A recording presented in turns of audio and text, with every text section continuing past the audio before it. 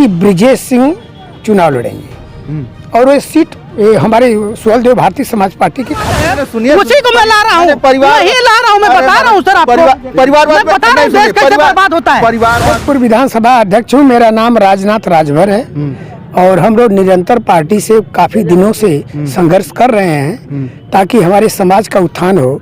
जो दबा कुचला समाज है, जो आज तक ले जो अपने हक हिस्सा को नहीं प्राप्त कर पाए और उनको भी हिस्सा दिलाने के लिए हमारे माननीय राष्ट्रीय अध्यक्ष माननीय ओम प्रकाश राजभर निरंतर लगे रहते हैं। अच्छा, तो अभी हिस्सा दिलाने की बात कर रहे हैं आप, अभी इससे पहले समाजवादी पार्टी में थे, अब जो है कि भाजपा में आ गए हैं, तो कब मिलेगा हक हिस्सा? देखिए, उसमें कारण होता है।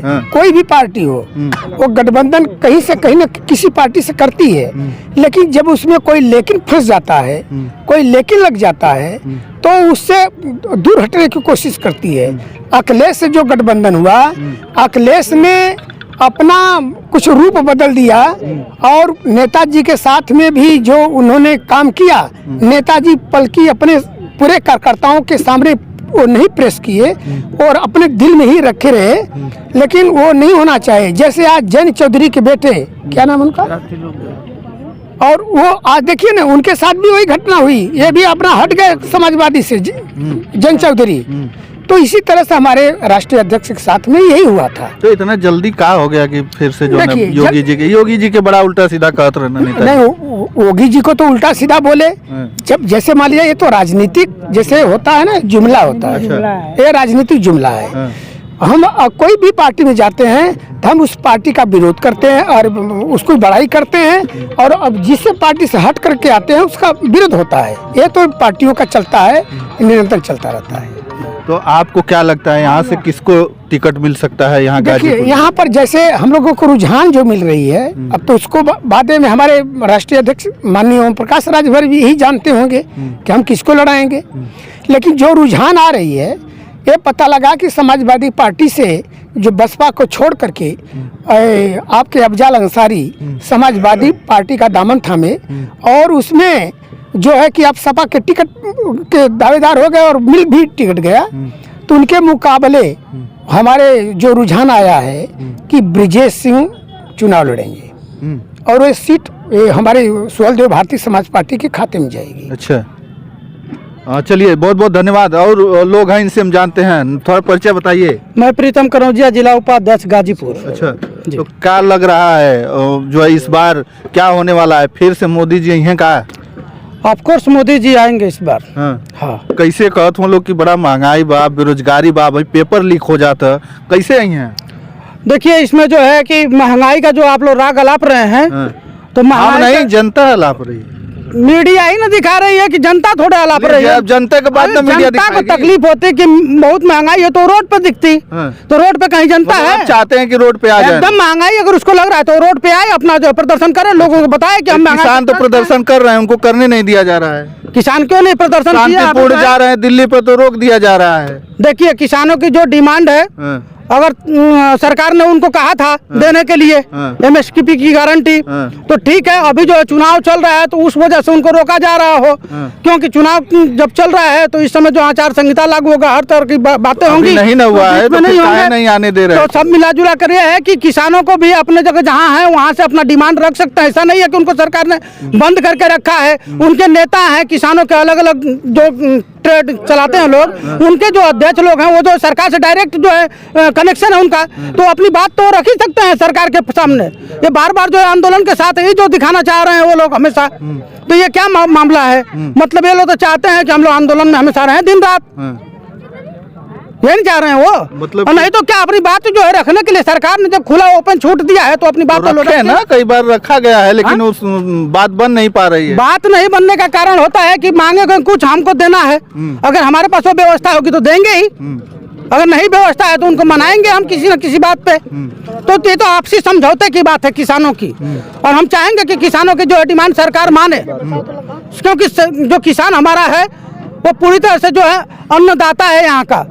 जिसके पास खेती बाड़ी नहीं है उसका भी पेट पालने का काम किसान करता है। तो सरकार से हमारा अपील है कि सरकार उनकी बातों को माने अगर थोड़ा कम भी अगर उनको चल रहा है तो उनसे समझौता करके बात करें कि इस पे अगर आप मान जाते हैं तो बेहतर है। ठीक है, आप कह रहे हैं अन्नदाता है, लेकिन फिर भी उनके ऊपर गोला तमाम तरीके से बुलेट दागी जा रही है। देखिए, मैं इसका समर्थन नहीं कर सकता हूँ। अगर उनके ऊपर गोला बारूद हो रहा है तो सरकार को चाहिए कि ये उनके ऊपर न करे जुल्म अत्याचार, क्योंकि जो रोटी शासन में बैठे लोग खा रहे हैं वो रोटी किसान से ही आता है, कोई पूंजीपतियों से आता नहीं है। आज पूंजीपति जो है देश के अंदर में वो जो चाहता है वो कर लेता है, चाहे सरकार किसी की भी हो। लेकिन जब किसानों को लगा कि देने वाला काम जो है मोदी जी कर रहे हैं तो हम इनसे लेने का भी काम करेंगे। अच्छा, क्योंकि इसके पहले किसान का जो है सरकार सुनती नहीं थी, लेकिन मोदी जी ने किसानों के बारे में सोचा, कानून लाया, किसानों को समझ में नहीं आया, किसान भी कानून भी वापस हुआ। तो ऐसा नहीं है, लेकिन किसान जो है सरकार से डायरेक्ट जो है टाई अप है, सरकार से मिल सकते हैं कभी भी, तो जब चाहे तब जाके सरकार यहाँ से इसी गाजीपुर जो है गाजीपुर लोकसभा से अभी समाजवादी पार्टी ने बसपा सांसद अफजाल अंसारी जी को टिकट दे दिया है, लेकिन अभी भी जो है भाजपा का कुछ अता पता नहीं है किसको टिकट मिलेगा। कहीं आपकी पार्टी को मिलने वाला है क्या? अच्छा, क्या भरोसा है कि अफजाल जी उसी में टिके रहेंगे? अभी तो बसपा से उन्होंने इस्तीफा ही नहीं दिया और समाजवादी का दामन पकड़ लिया, तो वो भी शायद इंतजार में हो कि अभी समय आने दीजिए, कहीं और पाला बदलना पड़े तो उसके लिए जो है हम लोग भी इंतजार कर रहे हैं कि जैसा उनका प्रत्याशी होगा उसके अनुसार ही जो है प्रत्याशी तो उतार दिए हैं, आपका नहीं पता चल रहा है आप लोगों का ही कब? हमारा जो है अभी जो है बहुत जल्द आपको जो है बहुत जल्द आपको सुनने में आएगा कि हमारा प्रत्याशी कौन होगा। ये तो बात गठबंधन का है, तो जब गठबंधन से सीटें बट जाएंगी तभी तो प्रत्याशी तय होगा। अभी तो गठबंधन से तय हुआ नहीं कि किसके खाते में सीट जा रही है। क्या सीट मिली भी कि न मिली, ये बताएं। देखिए, जहाँ गठबंधन हुआ है तो सीटों के लिए ही होता है कि हमको सीट चाहिए, तो जितनी सीट हमारी डिमांड होगी उतनी जो है मोदी जी मानेंगे, योगी जी मानेंगे, उसके हिसाब से हमको सीट मिलेगा। हम भी प्रत्याशी अपना उतारेंगे, इस बार अपने सिंबल से चुनाव हम लोग लोकसभा का लड़ेंगे। और लड़ने के बाद हमारा भी प्रतिनिधित्व करने वाला दिल्ली की जो है संसद उसके अंदर जाएगा, और तभी जब अगर आपकी पार्टी से कोई यहाँ से आपकी पार्टी को अगर मान लीजिए गठबंधन में आपको जगह मिलता है कि गाजीपुर से जो है सुभाषपा लड़ेगी, तो कौन हो सकता है प्रत्याशी? देखिए, ये जो है राष्ट्रीय अध्यक्ष के पास उसका जो है मामला है कि कौन होगा प्रत्याशी। प्रत्याशी कोई भी होगा, हमारे पार्टी के लोग होंगे, पार्टी के लोग चुनाव लड़ेंगे, और इसके बाद भी अगर कोई भी फैसला हमारे राष्ट्रीय अध्यक्ष का आता है तो सारे कार्यकर्ता मिलजुल कर उसका सम्मान करेंगे, उसका समर्थन करेंगे। हमेशा हम लोग जो है कभी भी हमारा भी जो उद्देश्य है, हम लोग भी जो है 24 घंटा जो है चुनावी मूड में रहते हैं हमारे कार्यकर्ता। आपने जैसा कि अभी रैली में देखा, ये बहुत जो है एक सिर्फ हम लोग जो है जयंती मनाने आए थे। जब चुनाव का माहौल होगा तब कितना लोग आएंगे आप समझ सकते हैं। वही रैली में आए थे तो लोग कह रहे थे बहुत महंगाई बढ़ गई है, मोदी जी बहुत जुल्म जाति कर रहे हैं, वही लोग कह रहे थे। अभी वीडियो दिखाई देगा आपको। महंगाई के साथ साथ आप देख लीजिए कि लोगों की आय भी बढ़ी है। ठीक है, आय बढ़ गई, आय बढ़ी है लोगों की। अच्छा।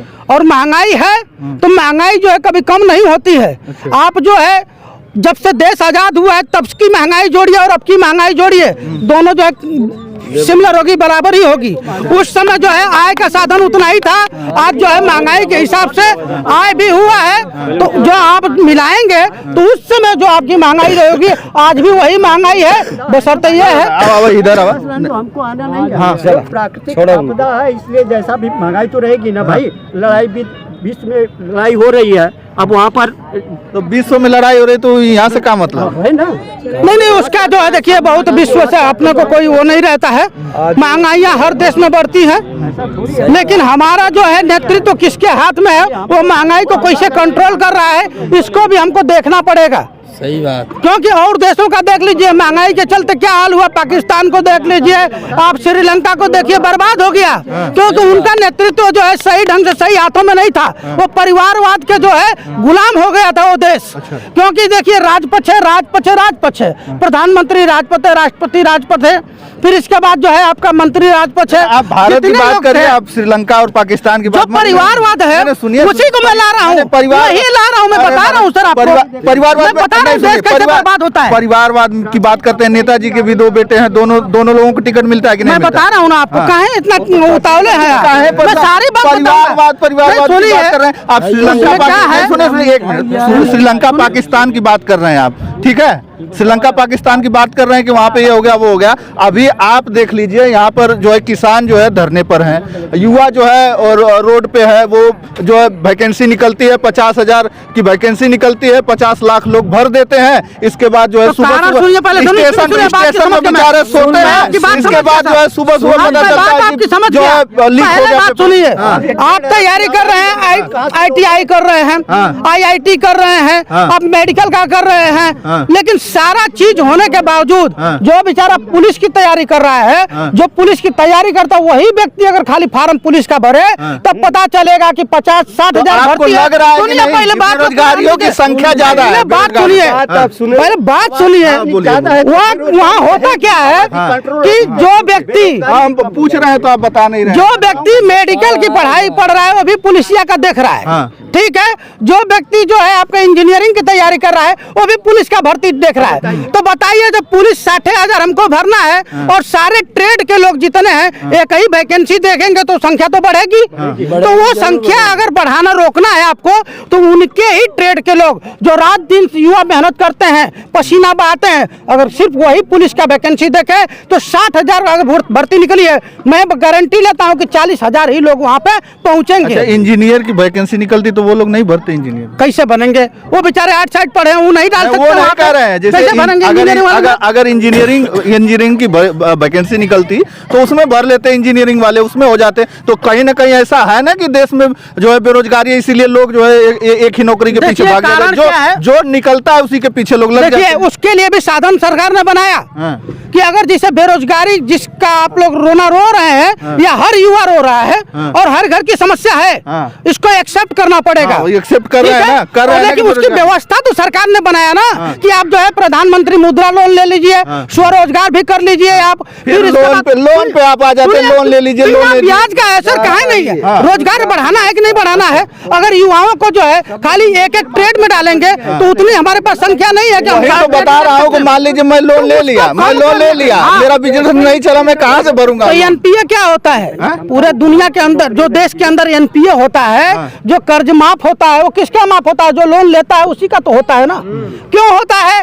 सरकार जानती है कि इसने लिया, धंधे का जो है तरीका नहीं था, लेकिन धंधा करने के लिए मैंने दिया, बेचारा नहीं कर पाया, नुकसान हुआ, तो उसका एनपीए चला जाता है, वो जो है लोन माफ हो जाता है। अभी तक तो किसानों का हुआ नहीं। क्यों नहीं हुआ? बहुत सारे किसानों का हुआ। इसी उत्तर प्रदेश में हुआ, योगी जी के प्रथम कार्यकाल में देख लीजिए आपने, हुआ कि नहीं हुआ?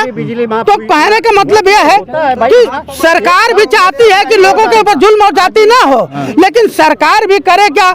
एक साथ जो है लोगों का जो अलग अलग विभाग बना, अलग अलग लोग तैयारी करते हैं, उसमें जो नहीं देख करके कई जगह सब देखते हैं। अभी सफाई कर्मियों की भर्तियां निकली, उसमें पता चला कि पीएचडी वाले भी डाल दिए। क्या करेंगे? उनको नौकरी नहीं मिलेगी तो डालेंगे ही ना। अच्छा, आप अगर पीएचडी कर लिए हैं तो 7,000 की अगर सफाई कर्मी की नौकरी के लिए डाल रहे हैं, मानक मान के चलिए आप पीएचडी हैं तो जरूर कहीं बच्चों को पढ़ा सकते हैं क्योंकि आप प्रोफेसर हो गए हैं। अगर वो गांव क्षेत्र खाली लड़कों को पढ़ाना चालू करें तो 7,000 से ज्यादा वो कमा सकते हैं। उन्होंने अपना बनाया भी तो है, पढ़ाई किया है ना उस लेवल का, तो अपने लेवल का भी सम्मान बचाना हमारा फर्ज बनता है, लेकिन हम उसको भी नहीं बचा पा रहे हैं। तो बताइए इस पर आप क्या कहेंगे? मतलब कि पढ़ लिख के उनको जो है प्राइवेट जॉब भी करना चाहिए। अच्छा, ये बताइए, तैयारी कर रहे हैं, सरकारी नहीं मिले, ठीक है। तो पूरी दुनिया में तो प्राइवेट है कि नहीं है?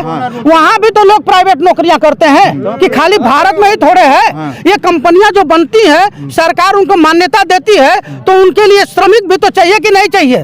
तो उसमें जो अलग अलग हिसाब बनाया है कि पढ़ा लिखा श्रमिक, अनपढ़ श्रमिक, एकदम जो कुशल अर्धकुशल श्रमिक जो है, वैकेंसी खाली है, भरा नहीं जा रहा है। अभी रेलवे में निकला था कई लाख वैकेंसी है उसमें, और 6,000 वैकेंसी अभी निकला है, तो आखिरकार काहे नहीं भरा जा रहा है? मैं वैकेंसियों के लिए सरकार को कहूंगा, अभी जो है वो लोग भी धरने पर थे, रेलवे के लोग। इसको मैं कहूंगा, सरकार से अपील हमारी है कि जितने भी विभाग में जगह खाली है उसको भरने का आप काम करें, ताकि लोगों को भी रोजगार मिल सके। जो उसकी तैयारी कर रहे हैं, जो उसके लिए समय निकाल रहे हैं, उसको जो है वो चीज मिलना चाहिए। हम ये नहीं है कि हम युवाओं के साथ जो है विरोध खड़ा हो गए। हम युवा के साथ हैं, किसान के साथ हैं, मजदूर के साथ हैं, और सबकी लड़ाई जहां हमको जरूरत लगेगी वहां मैं भी आके खड़ा रहूंगा। चलिए बहुत बहुत धन्यवाद।